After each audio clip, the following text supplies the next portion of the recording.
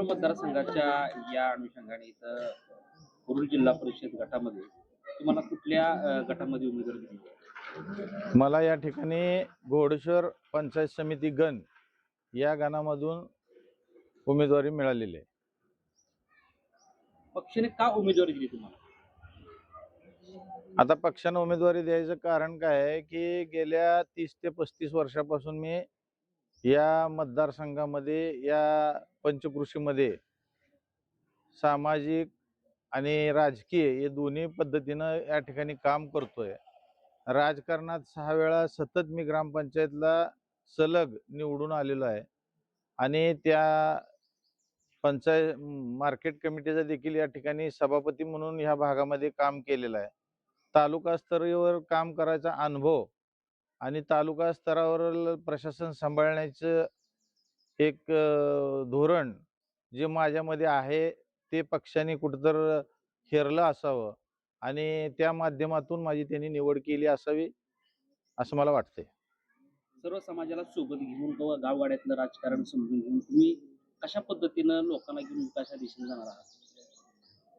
प्रथमतः आपणा सर्वांच्या समक्ष ही गोष्ट मी क्लिअर करतो की गेल्या अनेक वर्षापासून राजकारण करत असताना सर्व जाती धर्माच्या लोकांना सोबत घेऊन त्यांच्या असणाऱ्या अडचणी, त्यांच्या असणारे प्रश्न सातत्यानं प्रशासनासमोर मांडून प्रसंगी प्रशासनाला या ठिकाणी वेगळ्या पद्धतीनं काम करण्याला भाग पाडलं.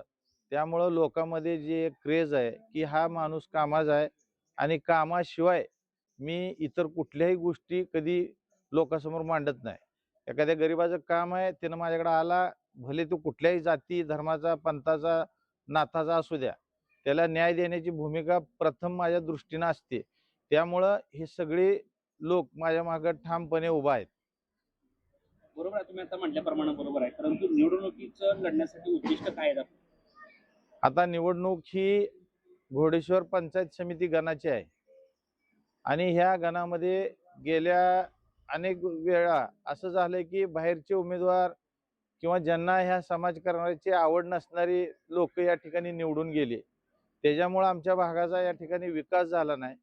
प्रश्न जसेच्या तसेच उभे राहिले आणि राजकारण समाजकारण करत असताना आपणाला ह्या गोष्टी प्रामुख्याने जाणवल्या. ह्या नुसत्या गोष्टी आपण बघून किंवा ह्याच्यावर पळून काम करून काही गोष्टी होतील, परंतु 100% ह्या गोष्टी आणि हे प्रश्न मिटवण्याकरता सत्तेत जाणं आणि सत्तेत आपला माणूस असणं ह्या दोन गोष्टी प्रमुख असल्याने निवडणूक हेच एकमेव माध्यम माझ्यासमोर असल्यामुळं मी निवडणूक लढवीत आहे. बरोबर आहे, पण तशाच पद्धतीने तुमचं नाव पण आहे आणि ग्रामपंचायतीने बरेच दिवस तुम्ही काम केलं. पण विशेष तुमचे असे काय काम आहे?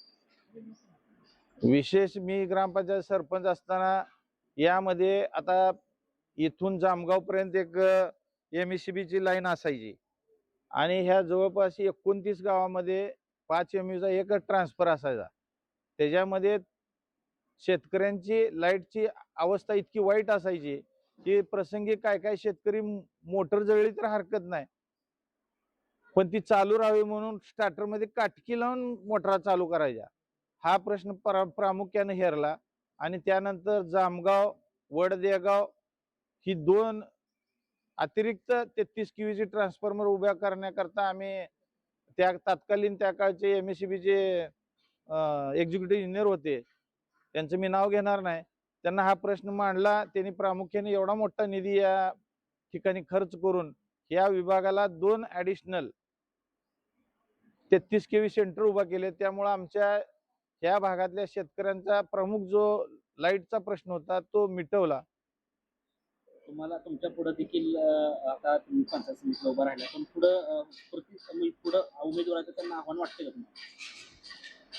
निवडणूक म्हणली का आव्हान हे असणारच आहे. कुठलाही उमेदवार असला तर तो निवडणुकीसाठी आपल्यासाठी तुल्यबळच असतो. असं काय आपण कमी समजून कुणाला चालत नसतं. निवडणूक ही सरते शेवटी जनतेचा कल, जनतेचा जो भरोसा आहे, हीच त्या उमेदवाराची ताकद असते.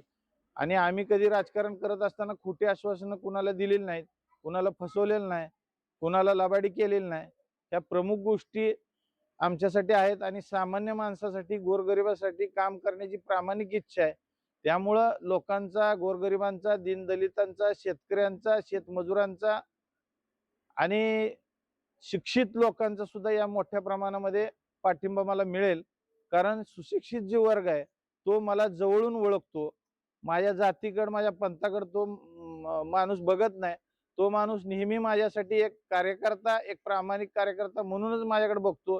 हीच माझी खरी ताकद आहे. बरोबर आहे, सामाजिक कार्यकर्ता तुमच्या पक्ष, परंतु सध्या पुढं काँग्रेसचा पण उमेदवार आहे आणि राष्ट्रवादीचा पण उमेदवार आहे आणि काँग्रेसचा उमेदवार देखील मुस्लिम आहे. परंतु दलित आणि मुस्लिम बीजेपीला थोडंसं कल कमी असं वाटतं, असं होईल काय आपल्याला? आता ही स्थानिक निवडणूक आहे. ह्या स्थानिक निवडणुकीमध्ये लोकांचे वेगवेगळे प्रश्न आहेत आणि हे प्रश्न सोडवण्याकरिता आपल्याला जिल्हाधिकारी, पंचायत समिती, BDO, पुन्हा ग्रामपंचायती हे आपल्या असणं गरजेचं आहे. आता ह्या 10 ग्रामपंचायतीमध्ये जवळपास 8 ग्रामपंचायती ह्या भाजपाच्या ताब्यात आहेत आणि भाजपा असा एक पक्ष आहे की तो विकासावर फोकस करणारा पक्ष आहे आणि बऱ्याच योजना आहेत. लाडकी बहीण असेल, शेतकऱ्यांना ॲडिशनल ट्रान्सफॉर्मर देण्याची भूमिका असेल, शेती अवजारं देण्याबद्दल महाईबीटी मधून ट्रॅक्टरची कितीतरी ट्रॅक्टर ह्या गावामध्ये आता 30-35 ट्रॅक्टर या ठिकाणी आलेले आहेत. आमच्या बेगमपूरच्या गावामध्ये सुद्धा एवढी मोठी ट्रॅक्टर या ठिकाणी आले. म्हणून शेतकऱ्यांचं जे वजन आहे, जे कमी करण्यासाठी शासनाच्या अनेक योजना आहेत. रोटर आहेत, बऱ्याच अशा कितीतरी योजना आहेत की ज्या मी आज तुम्हाला सांगण्यात तुमचं म्हणजे वेळ कमी पडेल. आणि हे सरकार राष्ट्राच्या, राज्याच्या हितासाठी काम करणारं सरकार आहे आणि ह्या सरकारमध्ये किंवा ह्या पक्षामध्ये आपण राहणं ही आता काळाची गरज आहे. आणि भारतीय जनता पक्ष असा पक्ष आहे की जो सर्व जाती धर्माला बरोबर घेऊन जाणारा पक्ष आहे.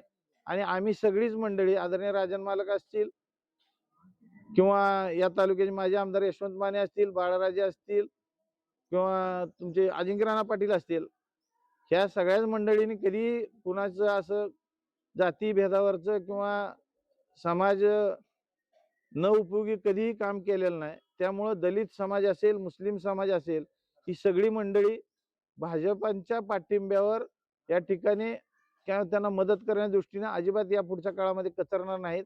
उदाहरणार्थ मोहोळचं निवडणूक झाली. चार चार जवळपास उमेदवारांना या ठिकाणी भाजपानं मुस्लिम उमेदवारांना उमेदवारी दिली. त्यापैकी जवळपास 3 उमेदवार या ठिकाणी निवडून आलेले आहेत.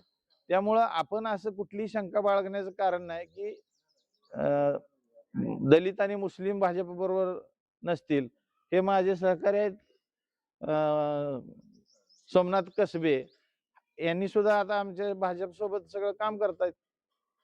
आता की जिल्हा परिषदेसाठी सचिन जाधव पण आहेत आणि तुम्ही पंचायत समिती, तर ते सर्व लोक तुमच्या पाठीमागे उभं राहतील.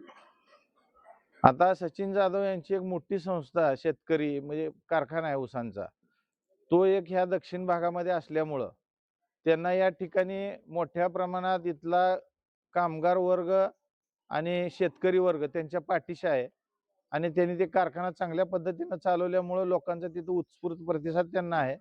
आणि त्यांच्या जोडीला मी थोडासा अनुभवी म्हणून मला या ठिकाणी उमेदवारी दिल्यामुळं असं काय आम्हाला काय वाटत नाही की बाबा काय अडचण येईल असं. शेवटचा प्रश्न, मतदारांना काय आव्हान कराल? मतदारांना असं आव्हान आहे की आपण समोरचा माणूस कोण आहे. आता मी आणि सचिन जाधव दोघंही ग्रॅज्युएट ग्रॅज्युएट झालेली माणसं आहे. राजकारणामध्ये आपला नेता हा सुशिक्षित असला पाहिजे. त्याला शासनाच्या कुठल्या कुठल्या योजना आहेत आणि कुठल्या गावाला कुठली योजना राबवावी लागेल यासाठी त्याच्याकडे एक व्हिजन असतं. त्याला माहीत असतं की बाबा एखादा अपंग माणूस असेल तर त्याच्यासाठी कुठल्या योजनेतनं काय द्यायचं. एखादा विदाऊट घर नसणारा माणूस असेल तर तो कुठल्या योजनेत बसतो, त्याला घर कसं द्यायचं. किंवा एखाद्या डीपीवर ओव्हरलोड होत असेल आणि तिथं कायमच विजेची समस्या होऊन तिथले शेतकऱ्यांचं हाल होत असेल तर त्याला ॲडिशनल डीपी कसा करावा लागेल. या सगळ्या गोष्टीची जाणीव गेल्या अनेक 35 वर्षापासून मी काम करतोय. त्याच्यामुळे ह्या सगळ्या गोष्टीचा मला अनुभव आणि कामाचं मला स्वरूप अवगत आहे, त्यामुळे मला काम करायला काही अडचण येणार नाही. सदरची निवडणुकीसाठी मला आपल्या जिल्ह्याचे पालकमंत्री आदरणीय जयकुमार गोरे साहेब, त्याचबरोबर या जिल्ह्याचे भाजपाचे नेते आदरणीय राजनजी मालक, यशवंतजी माने साहेब, त्याचबरोबर या तालुक्याचे युवा नेतृत्व बाळराजे पाटील, अजिंक्य राणा पाटील साहेब, या सर्वांच्या माध्यमातून मला ही उमेदवारी मिळालेली आहे आणि हे सगळेच जण माझ्या पाठीशी खंबीरपणे उभे आहेत. आणि ही निवडणूक आपल्या उद्याच्या प्रत्येक आपल्या भागातील समस्या सोडवण्यासाठी अत्यंत महत्त्वाची आहे. निवडणूक लढवणे आणि निवडून येणे यापेक्षा मला निवडणुकीचं यश मिळालं की मी ह्या भागातल्या सगळ्या समस्यावर प्रामुख्यानं काम करणार असून आपणा सर्वांचा आशीर्वाद. मतदारांना काय आव्हान कराल तुम्ही?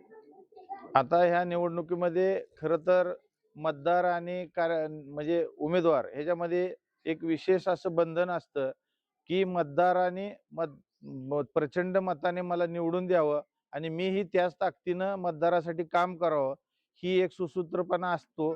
त्यामुळं मी जे काम केलंय त्या कामावर त्यांनी या ठिकाणी शिक्कामोर्तब करून मला प्रचंड मताने पंचायत समितीला आणि ह्या भागातले जिल्हा परिषद सदस्य सचिन जाधव यांना कमळ या चिन्हावर बटन दाबून प्रचंड मतानं विजयी करावा एवढी मी नम्र विनंती करतो.